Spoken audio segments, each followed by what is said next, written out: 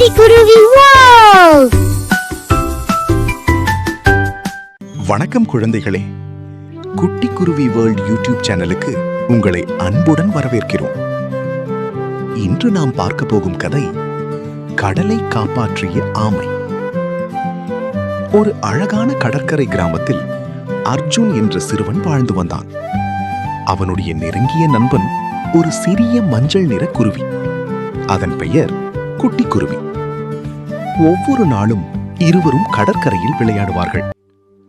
ஒரு நாள் காலை அர்ஜுனும் குட்டி குருவியும் கடற்கரையில் நடந்து கொண்டிருந்தார்கள். அப்போது கரையோரத்தில் ஏதோ அசைவது போல அர்ஜுனுக்கு தோன்றியது. அவன் அருகே சென்று பார்த்தான். அங்கே ஒரு குட்டி ஆமை பிளாஸ்டிக் குப்பைகளில் சிக்கி தவித்துக் கொண்டிருந்தது. அந்த ஆமை மிகவும் பயந்து இருந்தது. அதன் கண்களில் கண்ணீர் இருந்தது. அதை பார்த்த அர்ஜுன் மிகவும் வருந்தினான். உடனே அவன் அந்த பிளாஸ்டிக் குப்பைகளை அகற்ற ஆரம்பித்தான். குட்டி குருவியும் தனது அலகால் சிறிய குப்பைகளை இழுத்து உதவியது. சிறிது நேரத்தில் ஆமை முழுவதுமாக விடுபட்டது. அது மகிழ்ச்சியாக மெதுவாக கடல் அருகே நடக்க ஆரம்பித்தது. ஆனால் அர்ஜுன் சுற்றி பார்த்தபோது முழு கடற்கரையும் குப்பைகளால் நிரம்பியிருந்தது. பிளாஸ்டிக் பைகள், பாட்டில்கள், மீன்பிடி வலைகள் எல்லாம் கடல் அருகே கிடந்தன.